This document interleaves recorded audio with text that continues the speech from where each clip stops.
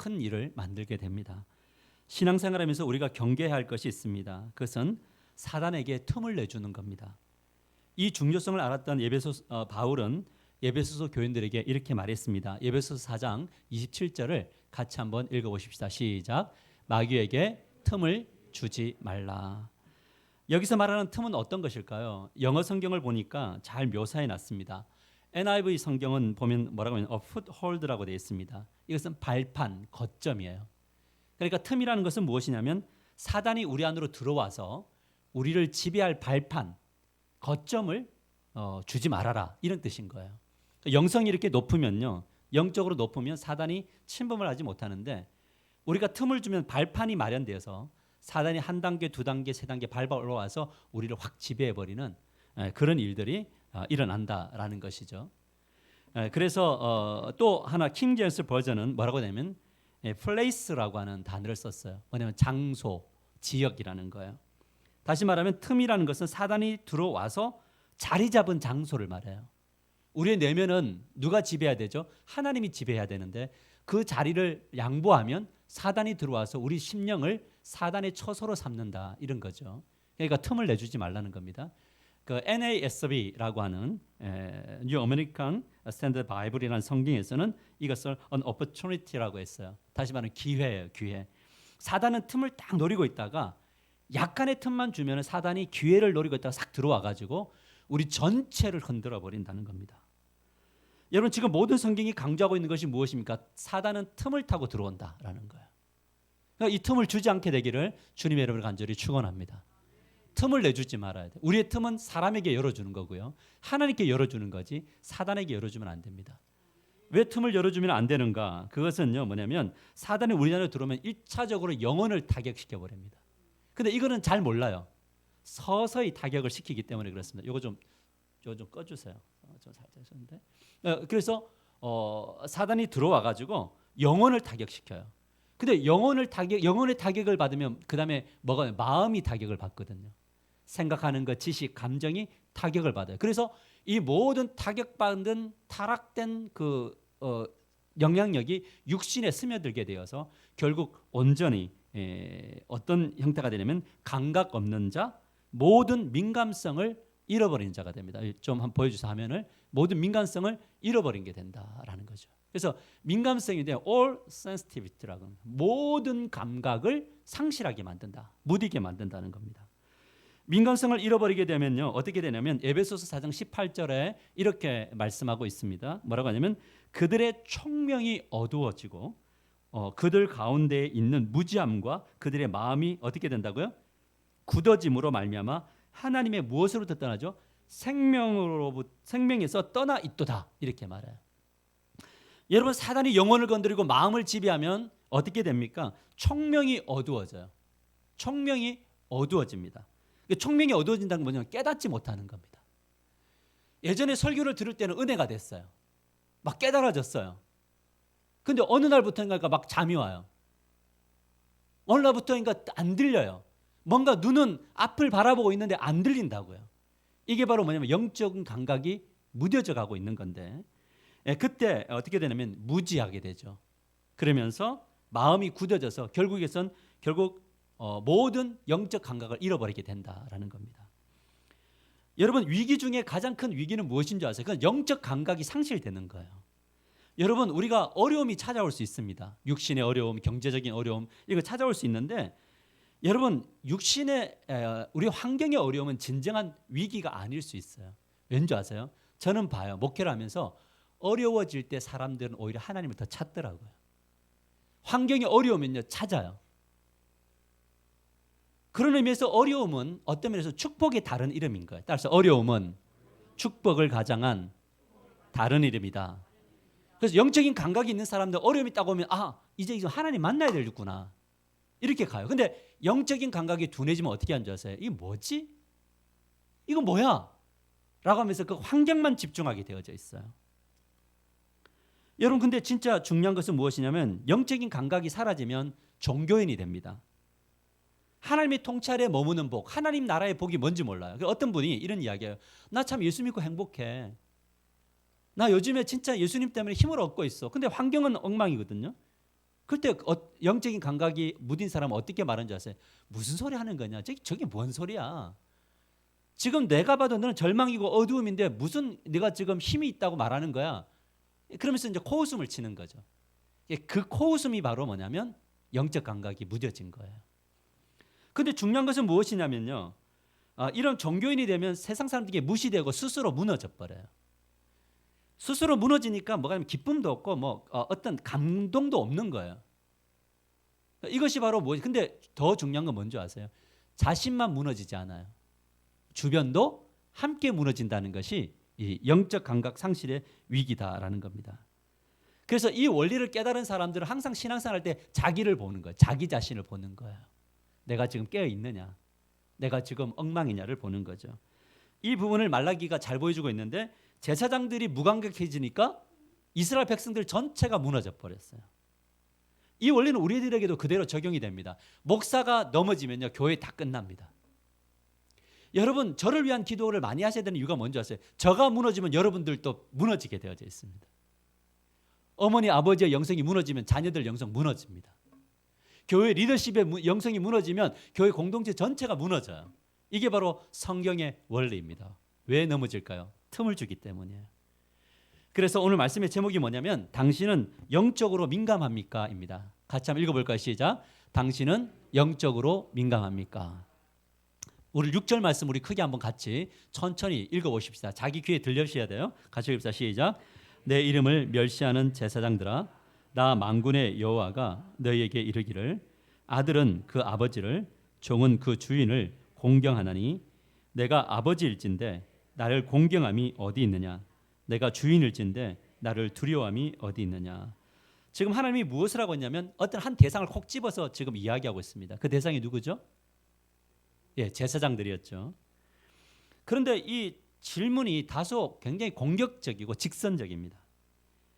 대화의 상대인 제사장들에게 하나님이 말합니다. 너희가 나의 이름을 멸시하는 제사장들이다. 이렇게 이야기해요. 그리고 내가 너희 아버지고 주인인데 너희가 와 나를 공경하지 않고 멸시하느냐라고 질문합니다. 여러분, 지금 하나님이 제사장들의 상태를 평가하는 거예요. 여러분, 이 평가는 정확한 건가요? 그렇죠. 하나님은 항상 외모와 중심을 보시기 때문에 하나님이 우리들에게 전하는 메시지는 항상 정확합니다.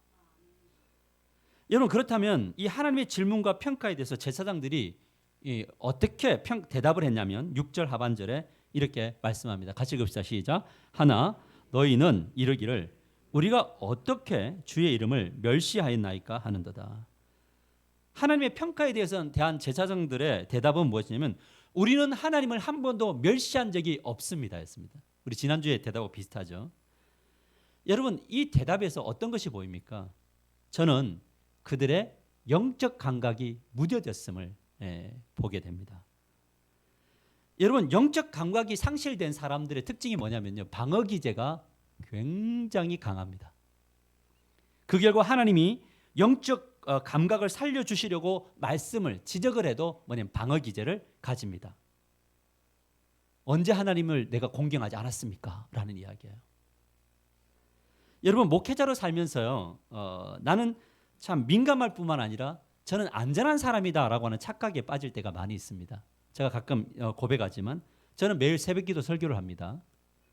설교를 위해서 말씀 준비를 하고 연구를 합니다. 우리 교회에서 예배란 예배는 한 번도 빠지지 않고 드리고 있고 주도하는 사람은 접니다. 일주일의 삶에 거의 교회에 있습니다. 그곳에서 전화신방하고 제자훈련합니다. 또 시간이 나면 안배에서 가정을 돌보기도 하고 또 때로는 힘을 잃어버린 목사님들을 찾아서 섬기기도 합니다. 영적인가요? 여러분, 우리 교회에서 저보다 영적인 사람은 없습니다. 저는 자부심을 가지고 확신합니다. 그런데 여기에 함정이 있다는 것을 발견합니다.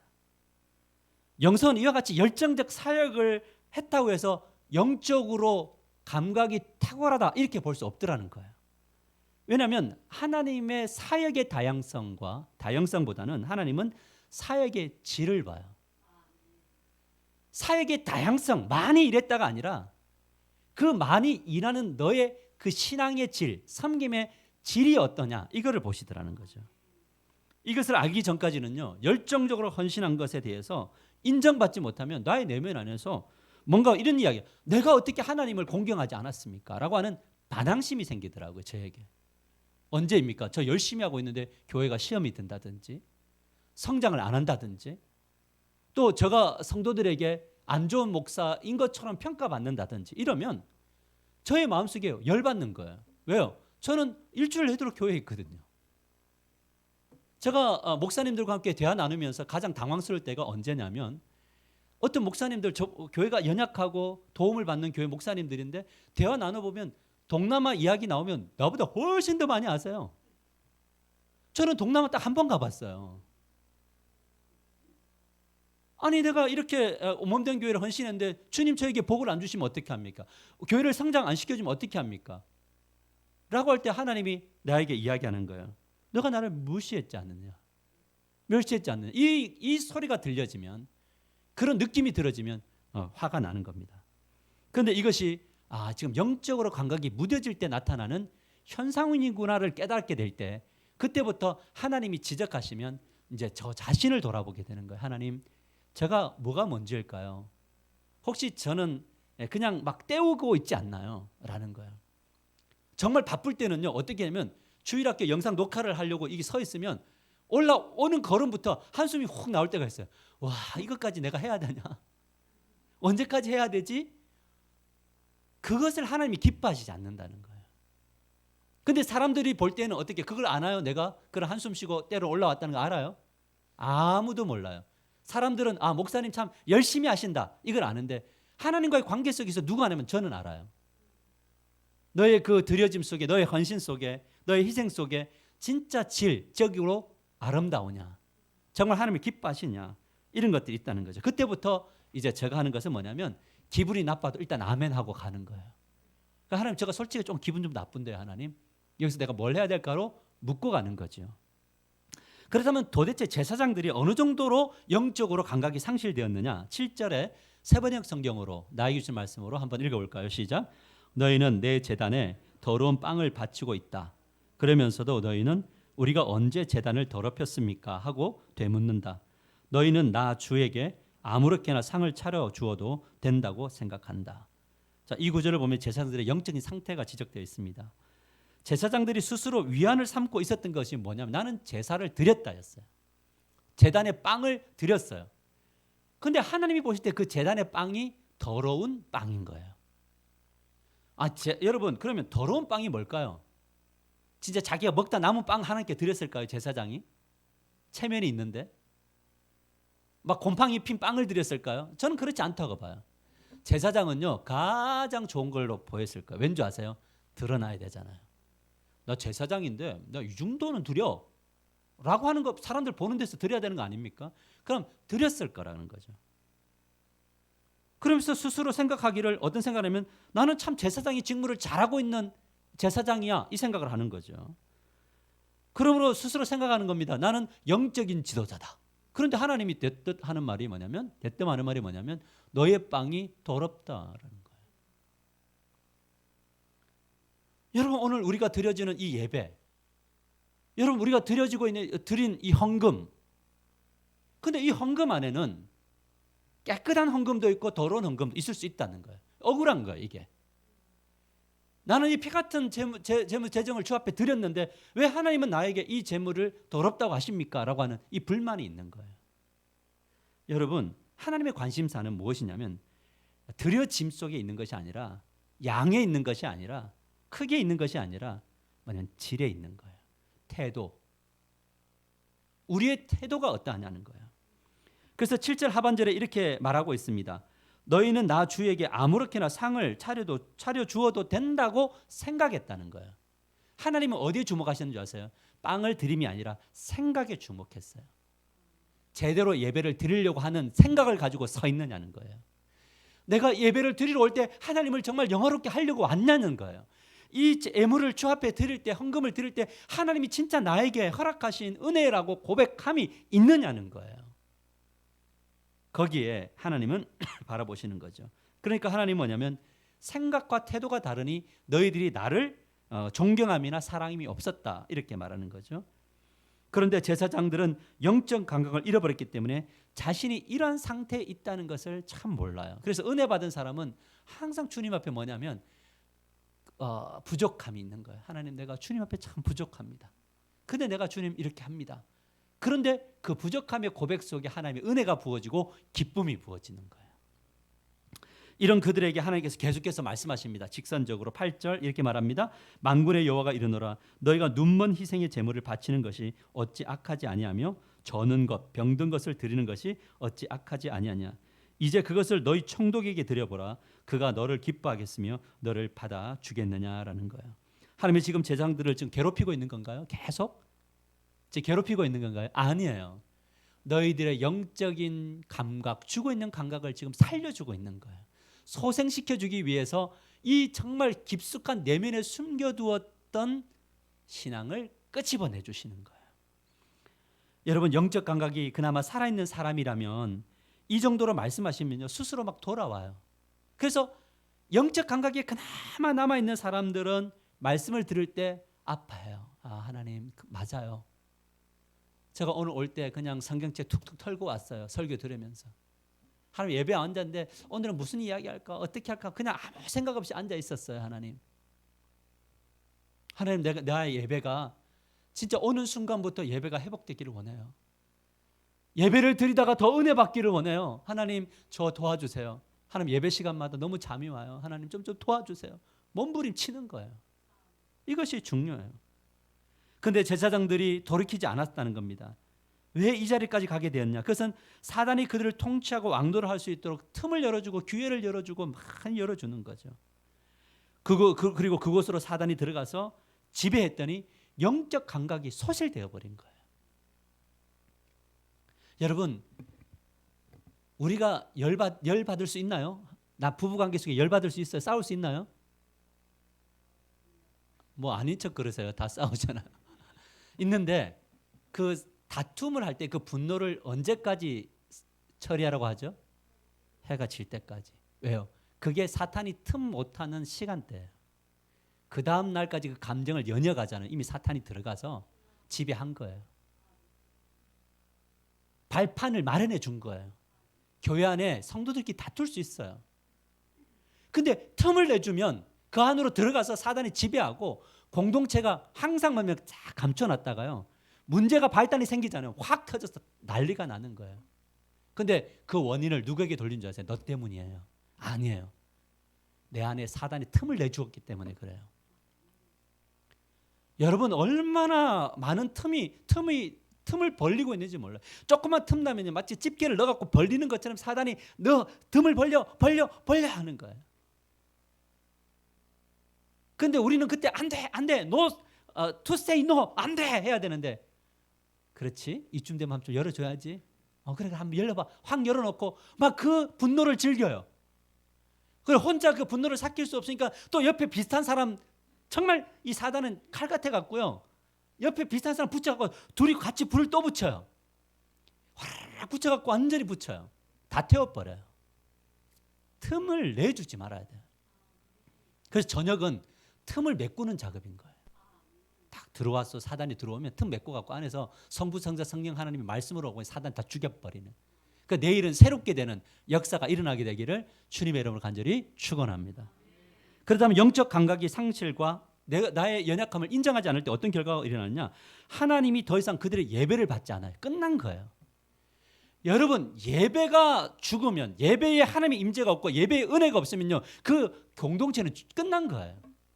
코로나가 교회마다 예배를 다 끝장내버렸어요. 위기예요. 여러분, 예배 속에 감동이 있고 찬양 속에 은혜가 있고 기도 속에 능력이 회복되기를 주님의 이름으로 간절히 축원합니다. 예배가 상실되는데 첫 번째 뭐냐면 기도에 응답이 없어요. 9절 말씀을 같이 한번 읽어보겠습니다. 9절 시작. 만군의 여호와가 이르노라, 너희는 나 하나님께 은혜를 구하면서 우리를 불쌍히 여기소서 하여 보라. 너희가 이같이 행하였으니 내가 너희 중 하나인들 받겠느냐. 여러분, 하나님은 어떤 분이시냐면 긍휼에 풍성하신 분이에요. 아무리 둘째 아들 돌아온 탕자여도요, 돌아오면 다 품어주세요. 하나님은 우리가 하나님 저 힘들어요. 하나님 도와주세요. 하나님 제가 이 죄에 넘어졌어요 하면요. 하나님 다 감싸주세요. 하나님의 은혜가 우리에게 충분히 부어지는 거라고요. 귀를 기울이시고 응답하시는 분이십니다. 그런데 그들은 기도를 해도 하나님의 응답을 받지 못했습니다. 왠지 아세요? 하나님이 영적 감각을 상실했을 때 깨워주기 위해서 끊임없이 이야기했는데도 그들은 무시했어요. 여러분 이것을 알아야 됩니다. 그나마 영적인 감각이 있을 때는 때를 따라 돕는 은혜가 임합니다. 근데 영적으로 완전 굳어져 버리잖아요. 그러면 하나님이 복을 주시고 싶어도 못 주셔요. 설령 주셔도 그것을 못 받아내요. 왠지 아세요? 길가거든요. 말씀이 딱 심겼는데 나가면서 다 새들이 사단이 다 먹어버려요. 돌밭이거든요. 뿌리를 내린 듯한데 안 돼요. 근심과 걱정이 막아버려요. 여러분 엉겅퀴가 와서 모든 영적인 것을 다 막아버려요. 그럼에도 불구하고 무엇의 승부처인가를 알지 못해요. 기도의 승부처인데 그 기도의 맛을 모르니까 기도 못해요. 그러니까 뭐냐면 우리는 돌밭 길가 엉겅퀴와 같은 밭이 될 수밖에 없다라는 거예요. 그런데 하나님이 지적할 때 예 하나님 맞습니다. 뭘 해야 될까 하면 하나님이 그때 그리스도의 보혈로 굳어있던 땅을 적시고요. 성령께서 말씀의 검으로요. 싹 다 뒤엎어가지고 말씀 심어서 30배, 60배, 100배의 결실을 맺게 하는 인생이 될 줄 믿으시길 바랍니다. 하나님의 나라에는요. 절대 손해보는 나라가 아니에요. 하나심이면 30배라니까요. 60배라니까 100배라니까요. 여러분 영적인 장사 잘하시기를 주님의 여러분을 간절히 축복합니다. 굳은 땅, 길가, 돌밭 이런 데는요. 100개를 심어도 다 꽝이에요. 그러려면 우리 영적 감각이 깨어 있어야 돼요. 지금 우리의 가정이 어디로 가고 있는지, 우리 교회가 어디로 가고 있는지 봐야 된다. 여러분, 이거 여기 우리가 영적 회복을 안 하면 어떻게 되냐면 애매한 그리스도인이 돼요. 애매한 그리스도인. 따라서 애매한 그리스도인. 이 애매한 그리스도인의 특징이 뭔지 아세요? 뭔지 몰라요. 도무지 예배를 드려도 감각이 없고 기도를 해도 기대가 없고 교회를 다니면서도 기쁘지가 않아요. 그러니까 애매해요. 이 애매한 사람들은 밖에서 있잖아요. 능력을 발휘하지 못해요. 야, 예수 믿으면 좋으냐? 좋은 것 같기도 하고 안 좋은 것 같기도 하고. 아니 신앙생활 왜 하니? 그러니까 그냥 안 가면 지옥 갈 것 같기도 하고 가면 천국 갈 것 같기도 하고. 너에게 좋으냐? 좋은 것 같기도 하고 안 좋은 것. 이러면 절대 부흥 안 돼요. 하나님의 나라가 왜 확장 안 되는 줄 아세요? 애매해요. 애매해. 그리스도인 세상 사람들이 볼 때도 우리를 보면서 그런 거죠. 그리스도인 같기도 하고 아닌 것 같기도 하고. 여러분 누가 그런 그리스도인을 통해서 하나님 나라에 들어가겠어요? 확신이 있어야죠. 예수 믿고 나면 변화된다. 예수 믿고 나면 능력 있다. 예수 믿고 나면 된다라는 거. 그래서 누군가 어려울 때 기도 제목 딱 내놓고 가는 거예요. 어제 이번 주에 문자 하나를 받았어요. 어떤 지체가 저에게 문자를 보냈는데 자기가 진짜 사랑하는 후배의 아이가 아프대요. 목사님 기도해 주세요 하는 거. 그러면서 하는 말이 뭐냐면 목사님의 기도는 영빨이 있으니까 해 주셔야 된대. 확신이잖아요. 기도를 통해서 응답받음이 있다는 확신이 있으니까 기도 요청을 하는 거예요. 애매하면 안 해요. 애매하면. 목사님에게 공동체에게 기도를 내놓으면 될까? 애매한 사람들은 절대 기도 안 내놓아요. 자기가 다 해버려요. 근데 가면 갈수록 그럴 때 영적으로 무뎌져요. 사랑하는 성도 여러분, 우리 하나교회는 애매한 크리스찬들이 되지 않게 되기를 주님의 이름으로 간절히 축복합니다. 어디에 가서도 나는 그리스도인, 아멘입니까? 나는 하나님의 백성. 사업을 하면서 자꾸 손님들 사기치려고 하면 나 그리스도인이 못 하잖아요. 나 그리스도인 딱 하고 멋지게 하는 거 아닙니까? 그죠? 여러분 두 번째 그가 어떤 것이 상실되었냐면 둘째는 이스라엘 백성들이 제사 등도 함께 타락해 버렸어요. 다 타락했어요. 여러분 말라기 3장 9절 같이 읽겠습니다. 시작. 너희 곧 온 나라가 나의 것을 도둑질하였으므로 너희가 저주를 받았느니라. 여러분 온 나라래요. 이스라엘 전체가 하나님의 것을 도둑질하는 도둑놈이 됐다고요. 여러분 이 하나님의 것을 어떤 것을 도둑질했느냐 10절에 그 대표적인 항목이 나와요. 많은 것이 있지만 그것은 바로 온전한 11조를 도둑질했어요. 여러분 11조는 무엇입니까? 하나님의 이 모든 것이 하나님의 것입니다를 인정하는 것이 11조죠. 주권의 인정의 11조예요. 이것은 신앙 고백입니다. 그런데 이 11조를 도둑질했어요. 여러분 이 11조는 세 종류의 11조가 있다고 우리 성경부터 배웠습니다. 제1 11조는 무엇이냐면 소득의 1년의 소득의 11조를 하나님 앞에 10분의 1을 드리는 거예요. 그럼 이것을 누가 가냐면 땅을 분배받지 못했던 제사장들이 받아서 생계를 유지하면서 뭐냐면 예배에 올인하게 되는 거예요. 그래서 예배가 살아나기 위한 그것이 1, 11조예요. 근데 2, 11조는 뭐냐면 중앙성소, 예루살렘이라고 하는 중앙성소에서 제사장들이 지낼 때 내가 받은 은혜가 크니 제사장들과 함께 먹으며 하나님을 예배하는 그런 11조를 제2의 11조라고 합니다. 이거 지금 저 이야기 아닙니다. 성경에 나와 있는 겁니다. 신명기 14장 22, 27절.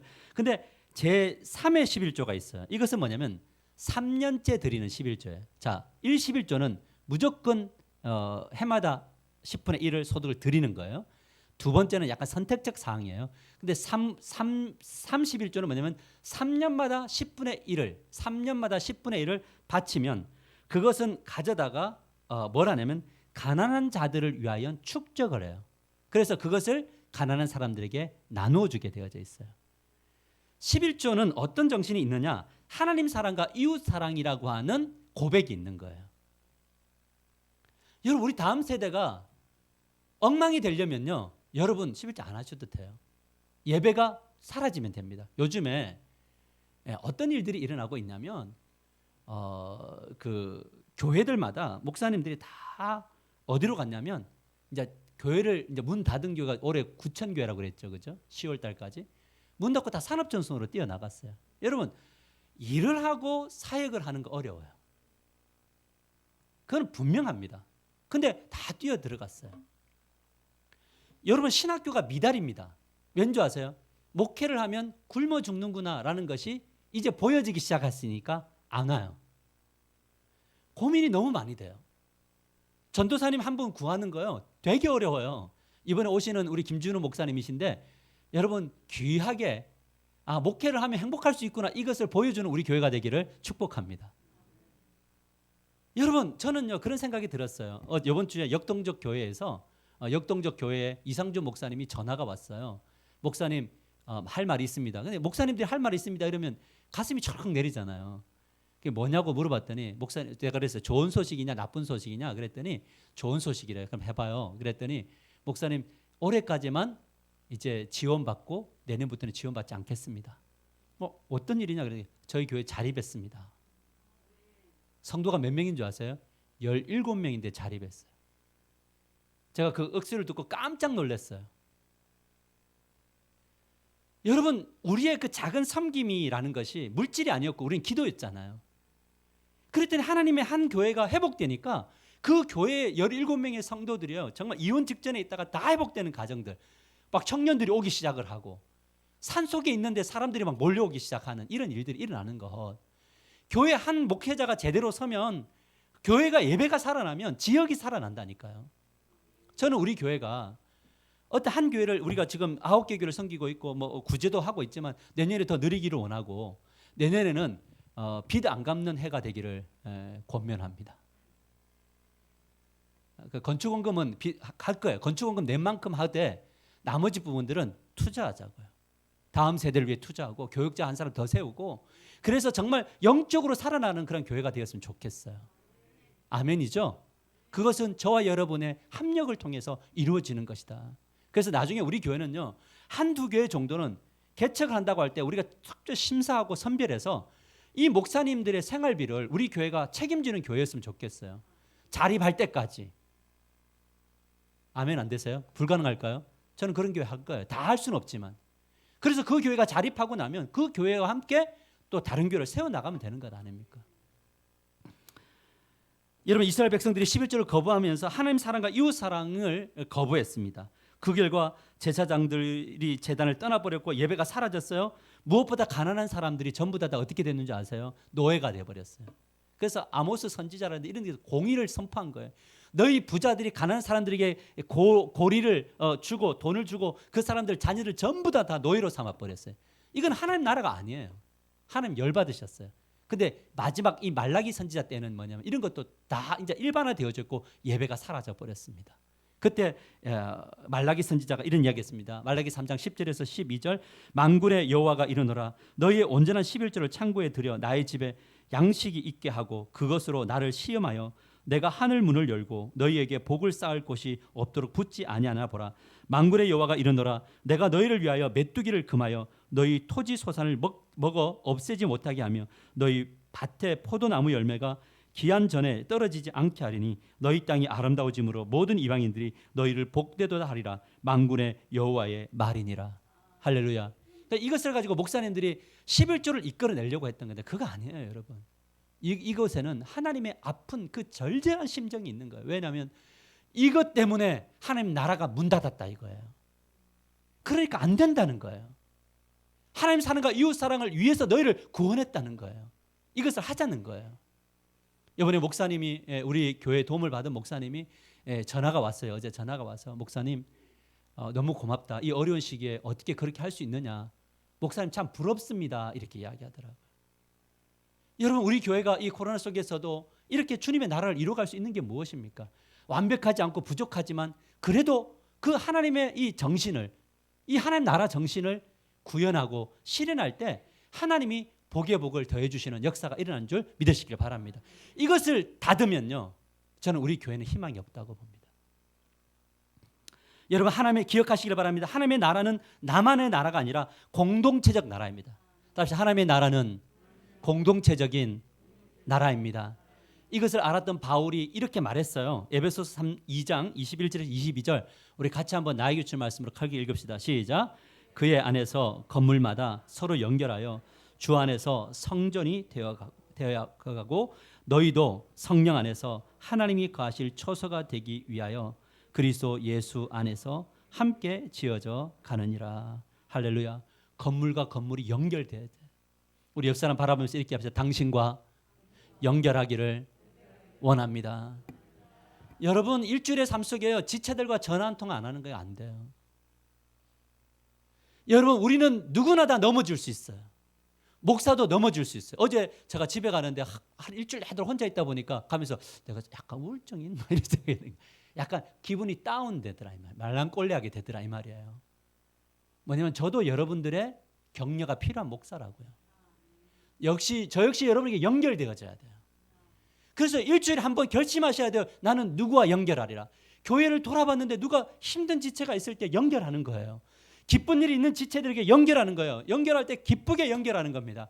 힘든 지체들에게 힘드시지요? 연결하는 거예요. 이것이 없으면요.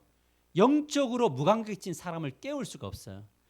교회가 100명이면 100명 중에 50명 이상은요. 영적으로 깨어 있어야 돼요. 그래야지 한 사람이 한 사람 책임져요.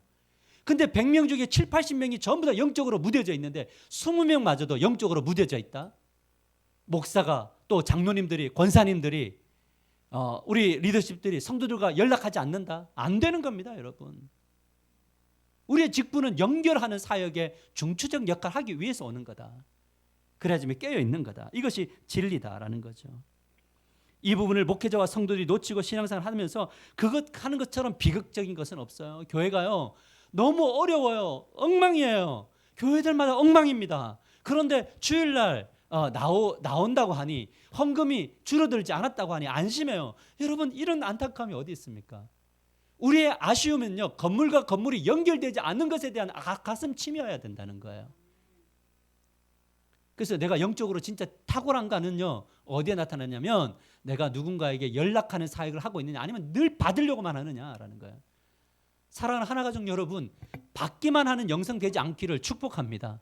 누가 나에게 연락 안 해줬어 삐지고 이거 아니에요. 여러분이 먼저 연락하세요. 여러분의 교회 목자 목녀들 여러분의 교회 권사님들 장로님들 전화가 필요한 분들이에요. 우리 김영원 장로님 곡성에 혼자서 열심히 농사하고 계시잖아요. 근데 일주일 내도록 어느 누구도 전화 안 한다면 뭐 그래도 그분은 영성을 잘 유지하겠지만 제가 장로님하고 어제도 전화하면서 그랬어요. 장로님 우리 연결사에 가셔야겠습니다. 그래 전화 끊자마자 전화하셨을 거예요 아마. 이런 일들이 우리에게 일어나면 안 된다라는 거죠. 말씀을 맺으려고 합니다. 그렇다면 영적 감각이 상실된 이스라엘 백성들이 어떻게 되었느냐? 하나님이 어떻게 대하셨냐? 침묵하셨어요.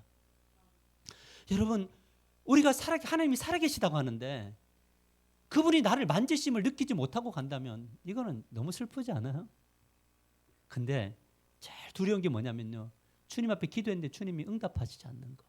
침묵하면 어떻게 할까?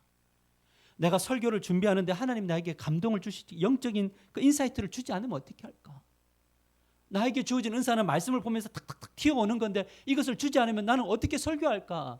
하나님이 새벽에 내가 물었는데 말씀하지 않으면 어떻게 할까라는 거예요. 하나님 내년에 어떻게 할까요? 할 때는 하나님이 제가 기도하는데 막 생각을 주세요. 내년에 부천시 연합회 택시 기사회를 찾아가라. 만나라. 우리 교회 초대해라. 밥 먹여라. 섬겨라. 그리고 전도 물품 매달마다 매달마다 하니 우리 그쪽 가서 전도 물품 갖다가 넣자. 그 개인 택시 하시는 분들이 그거를 막 100개씩 가지고 택시 안에 넣고 내리는 손님마다 예수 믿으십시오 하고 있는데 거기에 하나교회 딱 들어있으면 얼마나 우리가 이미지적으로 전도가 되겠어요. 가슴이 안 뜨거워지세요? 나는 이 감동을 주시는데 가슴이 막 뜨거워지는 거예요. 부동산 찾아가라. 주로 새로 이주 많이 하는 곳으로 찾아가서 부동산이 있는 데다가 이 마스크하고 이런 것들 그냥 꽂아놔라. 그 관계 맺어서. 그래서 그분들이 올 때마다 줘라. 그러면 사람들 안에 하나님의 감동이 있는 분들이 그나마 이 보이지 않는 이 7층의 이 상가로 오는 놀라운 역사가 일어나게 될 줄 믿으시길 바랍니다. 여러분 저쪽에 그 춘천의 산 속에 있는 20평도 안 되는 교회로 몰려와요. 춘천에서 30분씩 차를 타고. 주님의 일은 그렇게 하시는 거예요. 여러분 가끔가다 우리가 재정을 안배하다 보면 교육자를 두면요, 재정이 많은 부분들이 교육자들에게 가는 것처럼 보여요. 그러나 그것은 주일학교를 위한 투자인 거예요. 우리는 그 일을 해야 돼요. 액수에 놀라지 말고 우리가 그 일에 투자해서 우리 다음 세대들이 어떻게 가는가. 저는 요즘에 하나님이 참 이렇게 꿈꾸고 기도하면서 주님의 뜻이 분명하면 기도하는데 열어주시는 거예요. 제가 방과후 대안학교를 해야 되겠다 하고 비전을 조금씩 팔고 있잖아요. 근데 오늘 집사님이 저에게 이런 이야기했어요. 목사님, 제가 아는 과외 선생님이 계시는데 그 교회가 목사님과 똑같은 걸 하고 계신다는 거예요. 그래서 만나게 해주세요 그랬어요. 만나서 어떻게 이루어지는지. 그래서 하나님이 이런 것들을 할 때 먼저 하고 있는 분들을 붙이셔서 우리가 할 수 있도록 해주시겠구나라고 하는 확신. 지금 뜬구름처럼 이야기하지만 나중에 한번 보세요. 어떻게 이것을 통해서 다음 세대가 이루어지는지. 여러분 하나님이 오늘 우리에게 도전하십니다. 너는 영적으로 민감하냐? 우리 옆 사람에게 이렇게 말해보세요. 당신은 영적으로 민감하세요? 째려보지 마세요. 당신은 영적으로 민감하신가요? 스스로에게 물어. 나는 영적으로 민감한가? 오늘 기도하십시다. 기도할 때 우리 좀 시간이 조금 지나갔지만 우리가 기도하기를 원해요. 하나님, 저 영적으로 민감한가요? 하나님, 우리 손을 모으고 기도하십시다. 영적으로 민감하기 원합니다. 우리 가정이 영적으로 민감합니까? 우리 교회가 영적으로 민감합니까? 하나님 무엇보다